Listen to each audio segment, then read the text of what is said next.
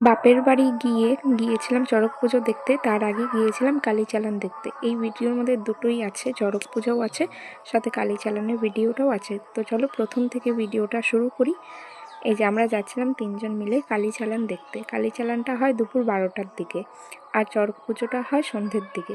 তো আমরা সবাই রেডি হয়ে গিয়েছিলাম। শ্যামধন বলে একটা জায়গা আছে আমাদের ওখানে, সেখানেই হয় কালীচালান। সন্ন্যাসী বাড়ি থেকে কালীকে ছাড়া হয়, তো কালীটা যায় শ্মশানে মাথা আনতে। সেটাই দেখতে অনেক দূর দূরান্ত থেকে লোক আসে। তো আমরাও গিয়েছিলাম। এই যে কালী বেরিয়ে গেছে মাথা আনার জন্য, তার পেছন পেছন আমরাও গিয়েছি। আর অনেক ভিড় হয়, অনেক মানে অগন্তি লোক।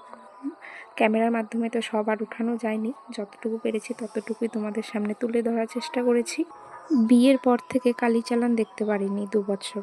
তো ভেবেছি এত দূরে বিয়ে হয়েছে আর হয়তো কোনোদিনও দেখা হবে না, কিন্তু এবার কপালে লেখা ছিল তাই হয়তো হয়ে গেছে। তো দেখো চারো দিক থেকে মানুষ, এত মানুষ হয় এই কালীচালানটায়। আর খুব ভয়ও লাগে, কালীর যা রেগে গিয়ে ধাওয়া দেয়। ওই যে দেখো কালীটাকে দেখা যাচ্ছে।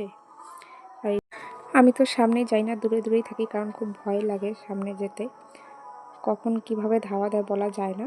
এই ভিডিওটা তাও আমি সামনের থেকে একটু করেছিলাম। বাড়ির ভিতরে ঢুকে থাকলে কিছু হয় না, কারণ বাড়ির ভিতরে ঢুকে না কালীটা, রাস্তায় থাকলেই ধাওয়া দেয়। কারণ কারো সীমানায় পাড়া দেয় না, রাস্তা দিয়েই যায়, রাস্তা দিয়েই আসে। তারপর কালীচালান শেষ করে সন্ধেবেলা চলে আসলাম চড়ক পুজো দেখতে আমাদের বিএসসি ক্লাব মাঠে, আমি আর আমার বর। আর এখানেও হয় কালীচালান। এই যে আমাদের পাড়ার 2 বৌদি দেখা হয়ে গেছে বৌদিদের সাথে, তো সেখানেই দাঁড়িয়েছিলাম। তো এখানেও দেয় কালীচালান, এখানের চালানটা তোমাদেরকে দেখাবো।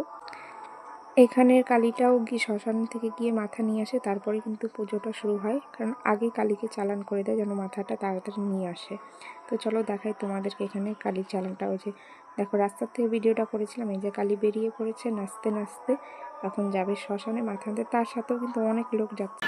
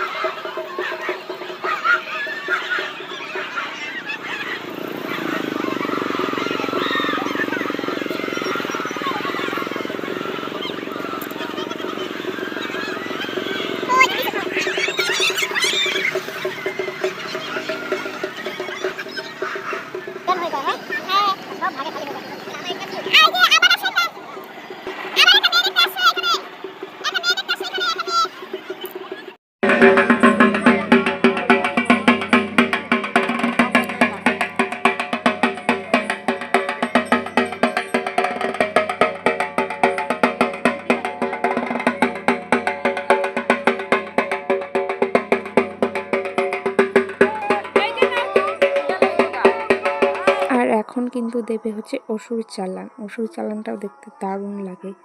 এই যে এখন অসুরটা দেখে নিচ্ছে যে সব কিছু ঠিকঠাক আছে কিনা।